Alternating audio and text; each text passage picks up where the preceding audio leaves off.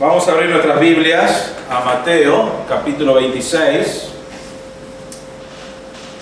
Y Beto, me equivoqué, es en 2 semanas que vamos a hablar de eso que hablamos hoy en la entrevista. Así que vas a tener que esperar 2 semanas para la respuesta. Me hizo una pregunta o dijo algo que estaba estudiando y era algo que vamos a estudiar, pero más adelante. Hoy vamos a mirar Mateo capítulo 26, vamos a estar mirando el versículo 57 al 68. Y titulé este mensaje "Condenado por un juicio ilegal". Si recuerdan, recién había sido entregado el Señor, lo agarraron, hablamos la semana pasada que vino una multitud de soldados, pensamos que habían 600 soldados, la Biblia nos dice que era 1/10 de una legión, que son 6.000 soldados, vinieron 600 soldados a arrestar a Jesús. Con ellos vinieron ancianos, pensamos que eran 100 o 200 ancianos, y pensamos que habían los líderes religiosos arriba de los ancianos, digamos, y estimamos alrededor de 1.000 personas vinieron a arrestar a Jesús. Y se lo llevan, y empezamos en ese momento un juicio que en cada paso que dan es ilegal. Hoy vamos a ver 3 cosas, porque es un juicio judío lo que vamos a mirar hoy, y después en 2 semanas vamos a mirar un juicio de los romanos, que también van a haber 3 fases en ese lugar. Entonces hay 3 fases en el juicio judío, 3 fases en el juicio romano, y en las 6 casi todo es ilegal lo que hacen, ¿no es cierto? Pero hoy vamos a ver 3 cosas. Vamos a mirar en Mateo capítulo 26, versículo 57, dice así: "Y los que prendieron a Jesús le llevaron ante el sumo sacerdote Caifás, donde estaban reunidos los escribas y los ancianos. Y Pedro le fue siguiendo de lejos hasta el patio del sumo sacerdote, y entrando, se sentó con los alguaciles para ver el fin de todo aquello. Y los principales sacerdotes y todo el concilio procuraban obtener falso testimonio contra Jesús, con el fin de darle muerte. Y no lo hallaron, a pesar de que se presentaron muchos falsos testigos, pero más tarde se presentaron 2. Que dijeron: este declaró, yo puedo destruir el templo de Dios y en 3 días reedificarlo. Entonces el sumo sacerdote, levantándose, le dijo: ¿no respondes nada? ¿Qué testifican estos contra ti? Mas Jesús callaba, y el sumo sacerdote le dijo: te conjuro por el Dios viviente que nos digas si tú eres el Cristo, el Hijo de Dios. Jesús le dijo: tú mismo lo has dicho. Sin embargo os digo que desde ahora veréis al Hijo del Hombre sentado a la diestra del poder y viniendo sobre las nubes del cielo. Entonces el sumo sacerdote rasgó sus vestiduras, diciendo: ha blasfemado. ¿Qué necesidad tenemos de más testigos? He aquí, ahora mismo habéis oído la blasfemia. ¿Qué os parece? Ellos respondieron y dijeron: es reo de muerte. Entonces le escupieron en el rostro y le dieron de puñetazos, y otros le abofeteaban, diciendo: adivina, Cristo, ¿quién es el que te ha golpeado? Cuando hablamos del sistema judicial judío, realmente está basado en un pasaje principal en Deuteronomio, capítulo 16, versículo 18 al 20. Dice así: nombrarás para ti jueces y oficiales en todas las ciudades que el Señor tu Dios te da, según tus tribus, y ellos juzgarán al pueblo con justo juicio. Muy importante esas 2 palabras.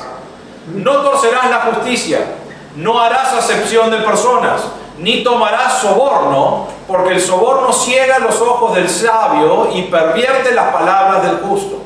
La justicia, y solo la justicia buscarás, para que vivas y poseas la tierra que el Señor tu Dios te da. Es increíble, porque ese pasaje, la realidad es que no solamente el sistema judío, pero realmente el primer sistema judicial oficial, Dios nos da con esos parámetros, para buscar la justicia, para buscar el bien, para ver exactamente, no hacer acepción de personas, sino buscar exactamente qué sucedió para dar justicia, ¿no? Hoy en día hay mucho énfasis en Argentina, y la mayoría cree que los jueces son corruptos, ¿no es cierto? Y que están con el gobierno de turno. Y lo más gracioso es que pelean entre sí los gobiernos y dicen: estos jueces están con el gobierno de turno, y después cuando son el gobierno de turno dicen: pero nosotros no controlamos a los jueces, ¿no es cierto? ¿Han escuchado eso? Pero pelean por eso todas las veces. Pero no queremos hablar jurídico hoy, queremos hablar de que Dios instituyó el sistema judicial para buscar lo correcto, lo justo. No hacer acepción de personas, sino buscar quién era culpable y quién no, y dar un castigo justo de acuerdo al crimen. Y eso fue lo que Dios instituyó. Y Israel tenía todo un sistema basado en buscar la justicia de una persona. Es más, cuando vos mirás, y vamos a mirar brevemente esto, pero cuando vos mirás el sistema judicial, estaba creado de una manera para realmente, si había alguien que era criminal, acusado de algo, que tenga oportunidad tras oportunidad tras oportunidad de defenderse para buscar realmente su inocencia. Si iban a ser injustos para un lado, eran más injustos para el criminal, querían que él tenga más oportunidad de ser libre que de ser castigado, y estaba creado de esa manera. Ahora, cuando mirás el sistema judicial, Dios instituyó que el pueblo, digamos, tenían un pueblo de 120 familias. Si habían 120 familias, entonces ellos constituían un concilio local. Y en ese concilio local, que más adelante se va a llamar el Sanedrín, cuando hablamos en la Biblia siempre se ve el Sanedrín. El Sanedrín es un concilio local. Y esos concilios locales, cuando hay más de 120 familias en su ciudad, se juntaban y hacían o debatían sobre los temas criminales, los temas de juicio. Esto era para que tengan lugares donde si vos tenés un problema podés ir, era como una mini corte, pero puedo ir delante de estas personas y ellos pueden tomar una decisión en cuanto a lo que está pasando.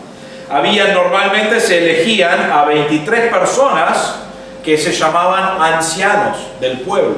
No es que eran mayores, sino que se llamaban ancianos del pueblo. Entonces tenés 120 personas constituidas suficientes para tener un concilio local. En ese concilio local elegían a 23 ancianos o hombres respetados que podían dirigir o liderar y escuchar los temas criminales o lo que sea para este pueblo. Entonces tenía 23. Y habían 23 para que cuando voten siempre sea un número impar, ¿no es cierto? Para que alguien pueda ganar. Entonces, era así. Ahora, si era un pueblo menos de 120 familias, lo que hacían es elegir de 3 a 7 ancianos, y esos 3 a 7 ancianos se sentaban, escuchaban lo que era, y si era algo muy complicado, lo llevaban a una ciudad más grande, al concilio, al Sanedrín, de 120 personas con 23 ancianos. Entonces, vos tenías esto por toda la comunidad judía.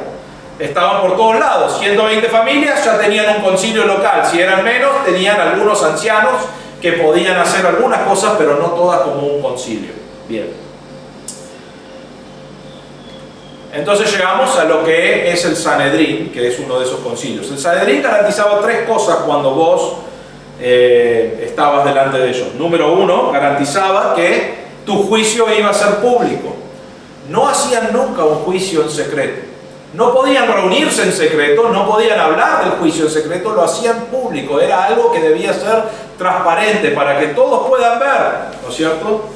Y ellos se reunían de una manera pública, siempre era público, siempre estaban los ancianos presentes, estaba el concilio, las personas podían venir a mirar el juicio público. Entonces eso garantizaba el Sanedrín. La segunda cosa es que el acusado podía defenderse. Siempre, aun cuando daban acusaciones contra la persona, el acusado tenía un momento donde él podía presentar su defensa. Y es más, podía traer testigos para presentar su defensa. Y todos escuchaban atentamente, y es más, escuchaban atentamente y tomaban nota. Es muy parecido a la corte de hoy, pero tomaban nota de todo lo que pasaba y después también tomaban nota de cómo votaba cada uno de los ancianos para ver si votó a favor o no. Y si votaba que él era justo, ¿no es cierto?, que no, el crimen no era verdadero, esa persona ya quedaba esa persona quedaba con ese voto a favor de que él sea justo, no culpable. Pero el voto culpable, vos tenías 3 días donde podías cambiar la decisión. Entonces, ¿qué significa eso? Viene alguien, tiene un castigo, ¿no es cierto?, hizo algo, presentan el caso, yo voto que es inocente, entonces ya mi voto inocente queda como inocente, no importa lo que pase, no puedo cambiar mi voto. Pero si yo voto que es culpable, tengo 3 días para pensar en lo que pasó, para ver si se presenta algún otro testigo y puedo cambiar mi voto. ¿Por qué? Porque querían, o sea, estaba guiado a poder perdonar a esa persona o ver si era culpable o no. ¿No es cierto? Bien, entonces, el Sanedrín garantizaba que sea público y también garantizaba que podía defenderse y no decía un tiempo, lo que sea necesario, cuantos más testigos mejor. Y la última cosa que garantizaba es que debían haber 2 o 3 testigos con tu crimen, ¿no es cierto? No podía venir alguien y decir, fulano me hizo esto y nada más. No, tenía que haber 2 o 3 testigos del hecho. Y no solamente era del hecho, ellos tenían que identificar a la persona que cometió el crimen, cuándo fue, o sea, cuándo fue, qué mes, qué día, qué hora y qué circunstancias y qué es lo que dijo en ese momento. Todo eso tenía que ser lo que sabían los testigos del hecho para poder llevarlo al Sanedrín. Y todo esto garantizaba el Sanedrín. Ahora, el Sanedrín, como dije, es un concilio en cada uno de los pueblos de 120 familias. Pero después en Jerusalén tenías lo que se llama el Gran Concilio, el Gran Sanedrín. Y bíblicamente, normalmente estamos hablando, cuando menciona Sanedrín la Biblia, es el concilio grande de Jerusalén. Y en Jerusalén ellos tenían 70 hombres. Tenían 24 sumos sacerdotes, que me olvidé de decir eso, ahora lo digo, pero 24 ancianos y 22 escribas, que eran los que escribían la ley, y después tenías el sumo sacerdote principal, agregado a los 70 para que sean 71, que es un número impar, ¿no? Bien, en cada uno de los concilios de 23 ancianos que tenían uno que era el sumo sacerdote, que él era el jefe, él era el que lideraba, y ellos lo votaban y lo elegían, y ese se llamaba el sumo sacerdote de cada uno de esos grupos. Entonces, ¿qué hacían? En el concilio del Sanedrín traían sumos sacerdotes de otros lugares, decían, vos hiciste un buen trabajo allá en este pueblito, ahora queremos subirte a la corte principal, que es el Gran Sanedrín, venía acá y formá parte de estos 71 hombres que tomaban las decisiones. Era como la Corte Suprema principal, ¿no es cierto? Entonces, si tu problema era muy grande, ibas al concilio de Jerusalén. Pero lo que es importante es que ellos estaban buscando principalmente no juzgar a las personas, aunque era lo que hacían, sino buscar su inocencia, buscar suficientes testigos o información para buscar su inocencia. Vamos a ver esto, pero en el juicio de Jesús no siguieron la ley. En Deuteronomio 16 les importó muy poco, lo sacaron de su Biblia. Les voy a mencionar algunas cosas, después lo vamos a ver más específico, pero no podían juzgarle durante la noche. Y vamos a ver en este pasaje que lo llevaron durante la noche. ¿Se acuerdan que eran las 12 de la noche más o menos? Jesús y los discípulos fueron al jardín de Getsemaní. Jesús oró más o menos una hora en ese tiempo y después vinieron a buscarlo y lo arrestaron. Y para las 2 de la mañana ya estaban yendo a hacer un juicio, a juzgarle en la casa no de Caifás, aunque la Biblia no dice Caifás, ahí en la casa de Anás, que vamos a ver en un momento. Pero no podían juzgarle durante la noche y sin embargo lo llevaron durante la noche. Entre el juicio y la ejecución de alguien que era decidido que era culpable, debía haber un día entero. ¿Qué significa eso? Hoy es domingo, si yo hago el juicio y escucho a todos los testigos, ¿no? Y votamos y es culpable, o sea, tiene la mayoría de los votos culpables, no significa que lo llevo y lo ejecuto, sino que tengo que mañana tomar todo el día, si soy uno de los jueces, ¿no? Todo el día, debo pasar el día pensando en este caso y debían ayunar. No comían, no se preocupaban de nada, sino pensaban en el caso y al otro día, recién el martes, se sentarían otra vez para ver cuántos votos hay, si alguien cambió su voto o no. Esto lo hacían a propósito para darle tiempo a alguien para presentar más testigos o para ver si, para pensar si realmente es culpable o no. Con Jesús no hicieron eso. Esto es viernes a la noche. Lo arrestaron a las 2 de la mañana, lo presentaron delante de todos estos jueces, ¿no? O estas personas, y para el viernes al mediodía, realmente a las 3 de la tarde, Cristo ya estaba en la cruz, ya murió. en solamente unas horas. Entonces no cumplieron aún con sus juicios. Y esto nos dice también en la ley Talmud, que eran así. Otra cosa, tenía que haber testigos en contra de Jesús. Vamos a ver en este pasaje de que no hallaron testigos. Nos dice Mateo, no hallaron testigos y después vinieron dos. Y los dos vamos a ver que dicen diferentes cosas, pero era suficiente para ellos, para juzgar. Pero había que tener testigos con el mes, la circunstancia, la hora, el día, todo lo que él dijo, debían presentarse. Y tenían que dar un momento para defenderse. A Jesús no le dan el momento para defenderse. Él no le fue dado la oportunidad de traer testigos delante del grupo del Sanedrín para presentar su caso. Todo esto realmente lo estamos viendo como introducción, pero todo esto es para marcar que el juicio al Señor Jesús, con un grupo judaico que quería seguir la palabra de Dios, entre comillas, ¿no es cierto? Pero todo su sistema está basado en la Biblia y lo hacían a propósito de esa manera y por años lo hicieron de esa manera para que el criminal tenga todas las oportunidades de mostrar su inocencia. Y cuando llegó Jesús, desapareció todo eso, no les importó porque odiaban a Jesús, porque querían matar a Jesús.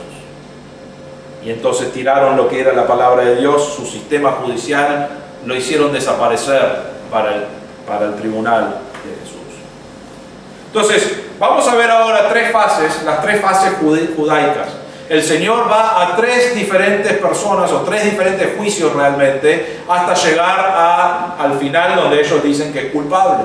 Y después, en 2 semanas, vamos a ver tres fases de los romanos y cómo pasó eso. Pero el primero, quiero que abran sus Biblias a Juan capítulo 18.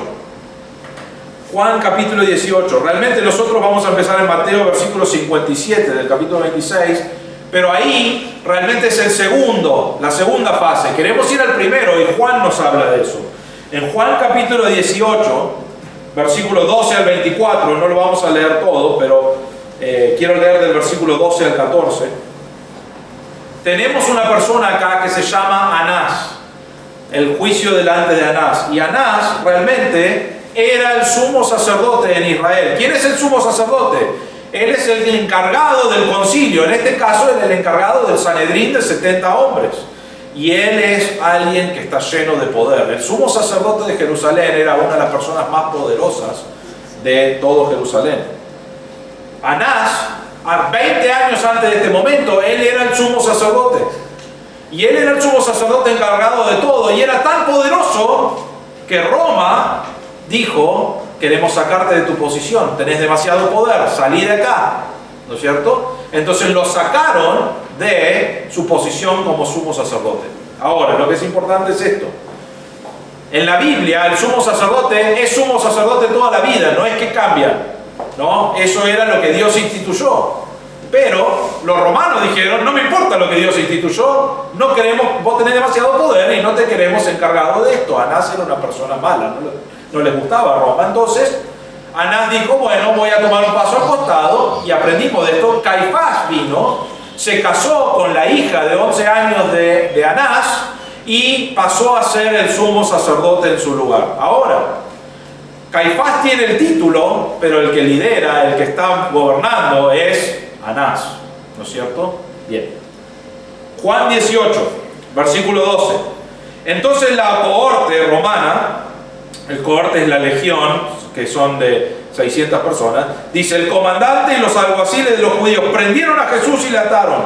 Y le llevaron primero ante Anás, porque era suegro de Caifás, que era sumo sacerdote este año. Y Caifás era el que había aconsejado a los judíos que convenía que un hombre muriera por el pueblo. Bien, hasta ahí nomás. Tenemos entonces, Caifás es el sumo sacerdote, pero realmente el título nomás, el poder lo tiene Anás. Entonces, Juan nos dice: agarraron a Jesús y lo llevaron. ¿De qué manera lo llevaron? Ilegalmente lo llevaron a la casa de Anás. ¿Por qué ilegalmente?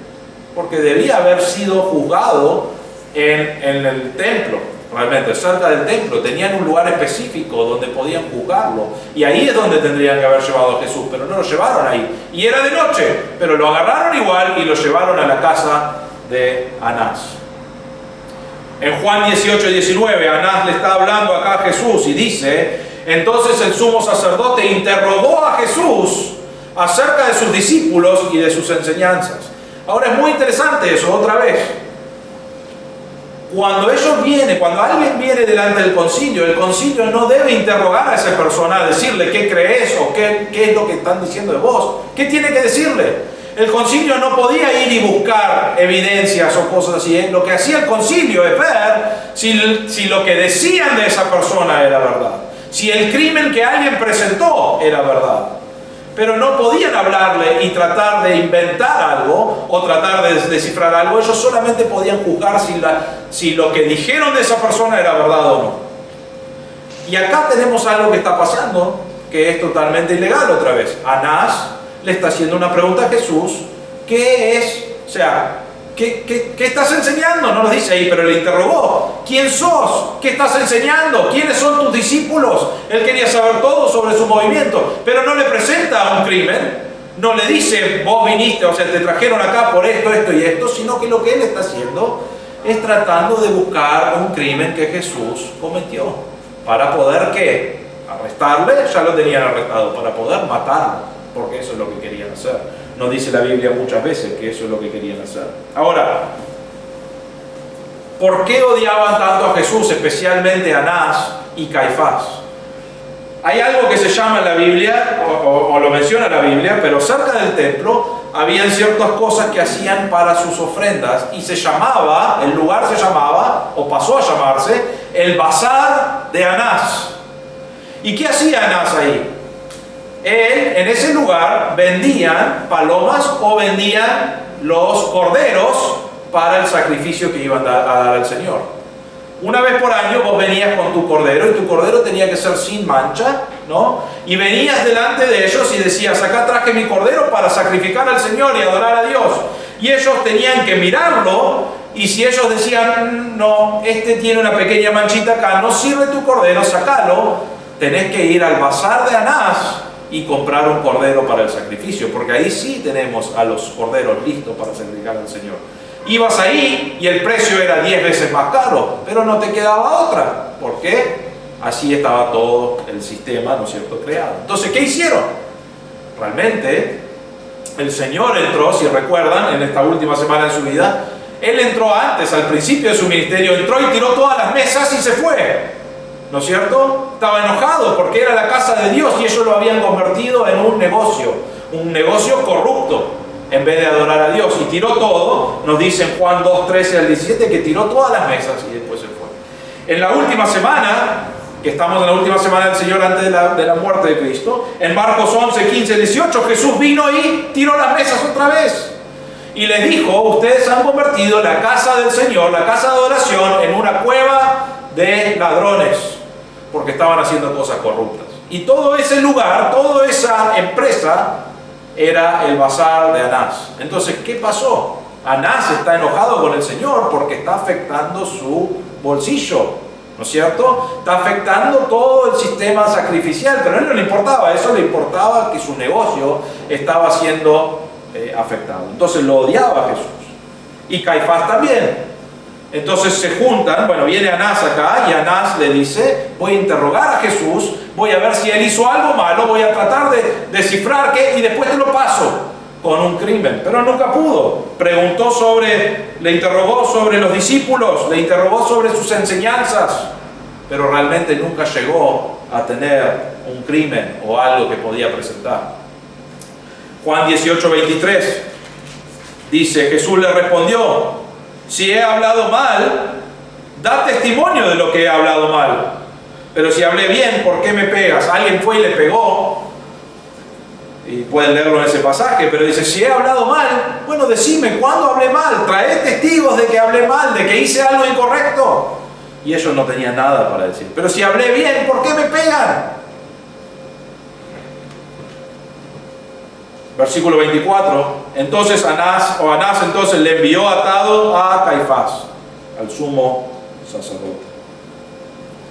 El Señor fue llevado delante de Anás, totalmente ilegal, totalmente incorrecto, no podía pasar eso. Los judíos no lo hubiesen permitido tampoco, porque su sistema no lo permitía. Y sin embargo, dejaron todas las reglas para juzgar al Señor. Y va delante de Anás, y Anás realmente le dice, ¿qué es lo que le interroga sobre sus enseñanzas, sobre sus discípulos? El Señor le dice algunas cosas, pero él le dice, y después le pegan, y él dice, si he hablado mal, decime qué cosas dije mal. Pero si hablé bien, entonces ¿por qué me tratan así? ¿Por qué me están pegando? Realmente la idea que él está diciendo es, ¿por qué me tienen arrestado si no hice nada incorrecto? Entonces, ¿qué hace Anás? Lo ata y lo manda a Caifás. Entonces esa es la primera fase. El Señor va delante de Anás. Anás no puede encontrar nada para decir de esta persona. No puede encontrar un crimen. No puede encontrar algo que hizo mal el Señor. Entonces dice, bueno, lo ato y lo mando a Caifás. No tuve chance, no tuve oportunidad de conseguir algo, no pude. Y lo manda de vuelta a Caifás. Y ahí volvemos a Mateo, capítulo 26, versículo 57. Y tenemos el segundo juicio acá, que es el juicio delante de Caifás. Y nos dice el versículo 57, y los que prendieron a Jesús, le llevaron ante el sumo sacerdote Caifás, donde estaban reunidos los escribas y los ancianos. Otra vez, estamos en 2 de la mañana, 2 y media de la mañana, más o menos, entre las 2 y las 3 de la mañana. Fueron a Anás, ilegal, porque no debían hacerlo. Todavía siguen de noche y ahora van a Caifás. Y no solamente está Caifás, están reunidos los escribas y los ancianos. No tendrían que haber estado ahí. Tendrían que haber estado esperando a la mañana para poder juzgarlo en público, pero no hicieron eso. Se reunieron todos en la casa de Caifás. Versículo 58. Es como una interrupción acá, pero nos está diciendo dónde está Pedro. Y Pedro le fue siguiendo de lejos hasta el patio del sumo sacerdote. ¿Quién es el sumo sacerdote? Caifás. Entonces está en el patio y entró al patio. Normalmente era un patio, no tenían rejas como tenemos nosotros, pero sí construían paredes alrededor de su casa. Entonces vos tenías la casa, tenías el patio y después tenías paredes normalmente alrededor para mantener privacidad, para mantener seguridad o lo que sea. Y no sabemos cómo, pero Pedro entra. Capaz que esa noche había tanto revuelo, tanta gente dando vueltas que no había alguien en la puerta, pero lo dejan entrar y él entra al patio del sumo sacerdote. Versículo 58 al final, y dice, se sentó con los alguaciles para ver el fin de todo aquello. Entonces se sienta ahí con los soldados, con las personas que están ahí al lado de un fuego probablemente, porque quiere ver este juicio ilegal que le están haciendo a Jesús. Él quiere saber lo que está pasando. Versículo 59. Y los principales sacerdotes y todo el concilio procuraban obtener falso testimonio contra Jesús con el fin de darle muerte. ¿Por qué no hicieron todo esto de día? Porque buscar falso testimonio va en contra de la ley y la gente hubiese estado como, ustedes están haciendo algo ilegal. Entonces se reunieron de noche, que es ilegal, pero se reunieron para hacer algo ilegal, para buscar falso testimonio contra Jesús. Estaban armando una causa contra Jesús. Totalmente, o sea, él era inocente, porque sabemos que la Biblia nos dice que era sin pecado, pero no solamente era inocente, sino que ellos no podían probar nada y trataron y trataron y trataron. Fue Anás no tenía nada para decir malo. Caifás viene acá, se reúne con los escribas, con los ancianos y buscan falso testimonio contra Jesús. ¿Por qué? Porque querían matarlo. Eso es lo que querían hacer.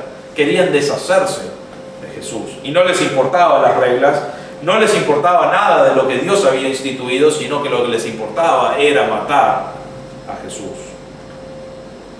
Versículo 60. Y no lo hallaron, a pesar de que se presentaron muchos falsos testigos. Ahora, vienen falsos testigos, muchos, nos dice la Biblia, que se presentaron, pero no hallaron a personas que podían ser representantes de falsos testigos. ¿Qué tenían que hacer estas personas? Primero, tenían que venir por separado. No es que se juntaban y decían, vamos a ir y hablar de esto. Venía un falso testigo, se presentaba delante del concilio y le decía, Jesús hizo esto. Y muchas personas vinieron y dijeron un montón de cosas, pero ninguno coordinaba con otro. No había nada que era uno con el otro, inventaron cosas. Y no hallaron, dice. Pero al final del versículo 60 dice, pero más tarde se presentaron dos, versículo 61, que dijeron, este declaró, yo puedo destruir el templo de Dios y en 3 días reedificarlo. Entonces, voy a dar un versículo acá. En Marcos 14:56 nos dice, está hablando del mismo momento acá, pero dice, muchos daban falso testimonio contra él, pero sus testimonios no coincidían. No había coincidencias y vinieron muchos a dar falso testimonio. Era importante porque necesitabas 2 o 3 testigos, entonces tenía que ser, no solamente que tenía que coincidir, sino que tenía que ser en el mismo horario, en el mismo día, en el mismo lugar, cosa que vamos a ver que no les importa nada eso. Llegan dos en el versículo 61, 60 y 61, se presentan 2 y su historia es más o menos parecida. Entonces dice, listo, ya está, tenemos 2 personas más o menos parecidos. Uno nos dice, vamos a leer acá en el versículo 61, nos dice, este declaró, yo puedo destruir el templo de Dios y en 3 días reedificarlo. Eso es lo que uno dice. En Marcos capítulo 14, 58 tenemos el otro testigo, dice, yo destruiré este templo hecho por manos y en 3 días edificaré otro no hecho por manos. Ahora noten eso, hay muchas cosas similares, pero son cosas diferentes lo que están diciendo. En uno está diciendo, voy a destruir el templo de Dios, en 3 días lo voy a reedificar. En el otro testigo está diciendo, yo destruiré este templo hecho por manos y en 3 días lo voy a edificar por otro que no está hecho con manos. Entonces están diciendo otra cosa, uno lo voy a tirar y después lo voy a reedificar y el otro voy a traer manos que no son, algo no hecho por manos para edificar. Ni ellos coincidían, pero era suficiente para que ellos digan, eso es suficiente. Esto es lo que dijo el Señor. Juan 2, 19, 22, Jesús respondió y le dijo, destruid este templo y en 3 días lo levantaré. Entonces los judíos dijeron, en 46 años fue edificado este templo y tú lo levantarás en 3 días. Pero él hablaba del templo de su cuerpo. Pero por eso, cuando resucitó de los muertos, sus discípulos se acordaron de que había dicho esto y creyeron en la Escritura y en la palabra que Jesús había hablado. ¿Qué estaba hablando el Señor? El Señor estaba diciendo que su cuerpo era el templo, que iba a morir. Él iba a entregar su cuerpo por nuestros pecados, pero para morir, para ser sepultado y resucitar al tercer día. Y eso es lo que Él estaba diciendo. Vos vas a matar este templo y en 3 días Él va a resucitar. Los testigos, algunas palabras eran parecidas, lo sacaron fuera de contexto y era suficiente para ilegalmente ir a la corte para presentarlo. Pero noten esto, porque el sumo sacerdote creo que no estaba convencido, ¿no? El sumo sacerdote y ellos estaban como, es parecido, pero no sé si la multitud va a estar bien, no sé si es suficiente. Entonces el versículo 62 dice, entonces el sumo sacerdote, levantándose, le dijo, ¿no respondes nada? ¿Qué testifican estos contra ti? Ahora otra vez, no se hacían así las cosas, ¿qué hacían? Ellos daban su acusación y después Jesús tenía un tiempo para presentar lo que él quería y podía traer testigos. En este caso, el sumo sacerdote le está hablando directamente a Jesús, cosa que no debía pasar, y le está diciendo que no vas a defenderte, no vas a decir nada. ¿Qué están diciendo estas personas de vos? Y realmente, primero que no estaban en el lugar correcto para hacer la defensa, porque debía ser en otro lugar. Estaban en la casa de Caifás, entonces el Señor realmente no dice nada. Nos dice el versículo 63. El 63 dice, mas Jesús callaba. Y el sumo sacerdote le dijo, te conjuro por el Dios viviente que nos digas si tú eres el Cristo, el Hijo de Dios. No era suficiente los 2 testigos. Entonces él estaba preocupado, entonces él dice, vamos a preguntarle si es el Cristo, el Hijo de Dios. Porque ya habían escuchado que él dijo que él era igual a Dios, que él era el Hijo de Dios, que él venía a establecer su reino. Ya habían escuchado eso. Entonces, en vez de traer testigos que decían eso, porque no coordinaban, no coincidían, no podían, él dijo, no es suficiente los testigos que tenemos, así que vamos a preguntarle, decir, ¿sos el Cristo? Decinos, metete vos mismo en problemas. La Biblia nos dice que Jesús callaba ahí, y el sumo sacerdote dice, te conjuro, que es la idea de jurar por lo más preciado, y en este caso dice, jurar por el Dios viviente, ¿no es cierto? Juraros por Dios, que es lo más grande que hay, juraros delante de Dios, a ver si sos el Cristo, el Hijo de Dios. Y el versículo 64, Jesús le dijo, tú mismo lo has dicho. ¿Qué le dijo? Sí, soy el Hijo de Dios. ¿Era verdad? Sí. Ellos enseguida van a hacer todo un acting, ¿no es cierto?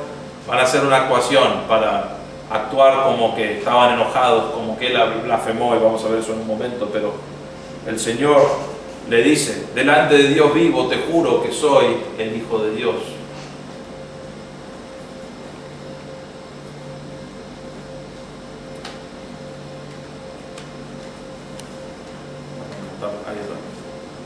Una cosa que era importante es que cuando había alguien que blasfeme, si había alguien que estaba blasfemando, realmente lo llevaban a morir.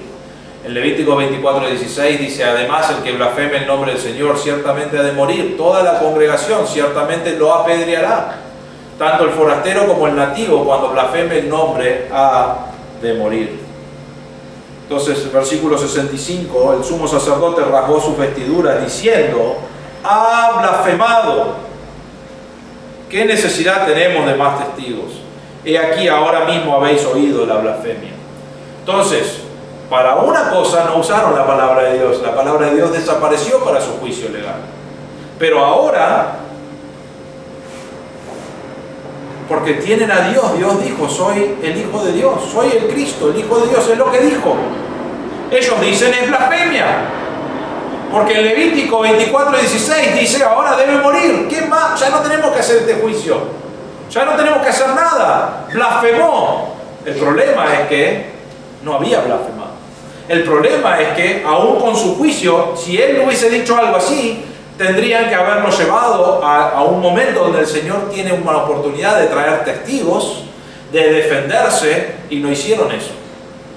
Ellos dijeron, blasfemó, listo, mátenlo. Pero no le dieron el juicio adecuado para ver si había blasfemado o no, porque no querían saber la verdad. Pues la verdad era que Él era Dios, es Dios, y ellos no querían escuchar eso. Entonces nos dice, bueno, sí, me estoy adelantando, pero Jesús cita a Daniel en el versículo 64. Tú mismo lo has dicho, y después da una cita. Y esta cita en Daniel, que fue escrito más de 700 años antes, Daniel habla del Hijo del Hombre. ¿Quién es el Hijo del Hombre? El que va a venir. En este caso es Cristo, que va a venir. Y lo cita y dice, en Daniel 7, 13 y 14, dice, seguí mirando en las visiones nocturnas, y aquí en las nubes del cielo venía uno como un hijo de hombre, que se dirigió al anciano de días y fue presentado ante él. Y le fue dado dominio, gloria y reino para que todos los pueblos, naciones y lenguas le sirvieran. Su dominio es un dominio eterno que nunca pasará, su reino uno que no será destruido. Ahí tenemos una profecía del Señor Jesús, que va a volver algún día, va a volver que ya hablamos de eso en Mateo 24 y 25, pero va a venir a reinar, va a venir en las nubes y va a establecer su reino, va a juzgar a las naciones y después va a establecer su reino. Y Jesús cita a Daniel y le dice acá en el versículo 64, no me vas a ver más hasta que venga el Hijo del Hombre sentado a la diestra del poder y viniendo sobre las nubes del cielo. Lo que le está diciendo a Caifás es, me vas a volver a ver. Me vas a ver cuando venga a reinar sobre vos y sobre todas las personas, y voy a juzgar a las naciones. Vas a verme otra vez. Vas a reconocer que soy Jesús, que soy Dios. Vas a ver que no estoy blasfemando, pero vas a verme otra vez. Y ellos otra vez vieron, escucharon esto, no les importó. Versículo 65 dice, ha blasfemado. Y una cosa que es interesante es que en los judíos, especialmente cuando había blasfemia o había algo feo contra Dios, se rasgaban sus vestiduras. Especialmente el sumo sacerdote, había pasajes en la Biblia donde ellos podían rasgarse las vestiduras, dependía de por qué era, y después podían coserlo otra vez. Entonces habían algunos de ellos que actuaban bastante, entonces tenían vallas, su vestidura estaban cortados por todos lados y lo cosían otra vez. Y eso mostraba que realmente le importaba a Dios y lo que Él decía, porque mirá, Él constantemente se rasga la vestidura porque le importa lo que Dios dice. En este caso no le importaba lo que Dios dice, porque Dios le dijo: yo soy Cristo, el Hijo de Dios, soy Dios. Y Él se rasgó la vestidura diciendo: blasfemia. ¿Lo escucharon? Versículo 65 dice: ¿qué necesidad tenemos de más testigos? He aquí, ahora mismo habéis oído la blasfemia. Versículo 66. ¿Qué os parece? Y ellos respondieron y dijeron: es reo de muerte. Matémoslo. ¿Qué les parece? Otra vez, ¿qué debía pasar? Debía haber testigos. Debía haber una oportunidad de defenderse. No se la dieron a Jesús. Dijeron: blasfemó, listo, vamos a matarlo. Pero no terminó allí. En ese mismo momento, ¿qué hicieron? El versículo 67. Entonces le escupieron en el rostro, le dieron de puñetazos y otros le abofeteaban, diciendo: adivina, Cristo, ¿quién es el que te ha golpeado? Dijeron: ha blasfemado. No solamente le dieron la oportunidad de defenderse, sino que ahora lo maltrataron, lo golpearon, lo escupieron. Escupir, según estos pasajes, números 12 y Deuteronomio 5, es una de las cosas más feas que podés hacer para los judíos. Escupir es una de las cosas más dolorosas realmente. Y le escupieron en el rostro, le pegaron puñetazos, le dieron ecolafizan, es que le pegaban con un puño y le preguntaban: ¿quién te ha golpeado, Cristo? Ya que sos Dios, decinos quién te ha golpeado. Él sabía quién era. Todo lo que hicieron en ese momento, ilegal. Lo maltrataron ilegalmente. Se burlaron realmente, porque Él lo único que había dicho es esto: yo soy Dios. Y el concilio, el Sanedrín, todos estos líderes tendrían que haber buscado y dicho: queremos ver si lo que Él está diciendo es verdad. Pero no les importó la verdad. Querían matarlo. Esa es el segundo juicio. El último, Mateo 27, versículo 1. Semana que viene vamos a ver el 69 al 75, pero el 27, 1, tenemos la tercera. Cuando llegó la mañana, estamos hablando ahora de que son casi las 6 de la mañana. Las otras pasaron entre la 1 y las 3 de la mañana, el primero y el segundo juicio, y ahora estamos llegando a las 6 de la mañana. Y dice: cuando llegó la mañana, todos los principales sacerdotes y los ancianos del pueblo celebraron consejo contra Jesús para darle muerte. Y después de atarle, le llevaron y le entregaron a Pilato, el gobernador. La palabra que celebraron es que se sentaron a hacer un concilio. ¿Saben lo que hicieron? Ya sabemos que blasfemó. Anás no pudo encontrar nada, pero Caifás le habló y blasfemó. Ahora tenemos un juicio contra él. Entonces el tercero lo trataron de formalizar. Ahora sí vamos a seguir las reglas, algunas. Vamos a sentarnos juntos, nadie sabe de esto que pasó a la noche. Vamos a ir a la mañana, vamos a ir a donde tenemos que ir, nos vamos a reunir, los principales sacerdotes, los ancianos del pueblo, y vamos a hacer lo que tenemos que hacer para poder ponerlo, para blanquearlo, ¿no es cierto? ¿Por qué? Porque ellos le tenían miedo al pueblo. Y el pueblo, 2 días antes, estaba celebrando que había venido el Mesías. El pueblo lo amaba a Jesús, lo quería Jesús, y ellos tenían miedo. Recuerdan que no querían matar a Jesús hasta después de la fiesta para que no haya una multitud con los líos que iba a haber. Entonces hicieron todo esto ilegal y ahora dicen: vamos a blanquearlo porque si no las multitudes van a estar enojadas. Entonces se sentaron como: vamos a hacer lo correcto. Y hicieron consejo contra el Señor para darle muerte.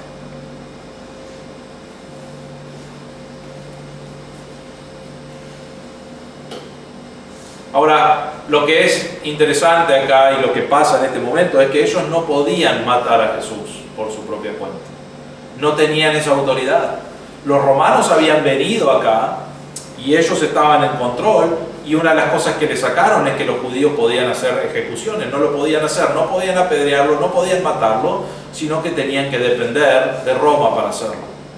Entonces, el versículo 2 nos dice que ellos, después de hacer el consejo, de sentarse y de hablar de todo esto, lo atan, lo llevan y lo entregan a Pilato. Y Pilato va a comenzar en este momento, va a comenzar 3 fases romanas para ver si lo mata o no, si lo lleva a la cruz o no. Termino con esto.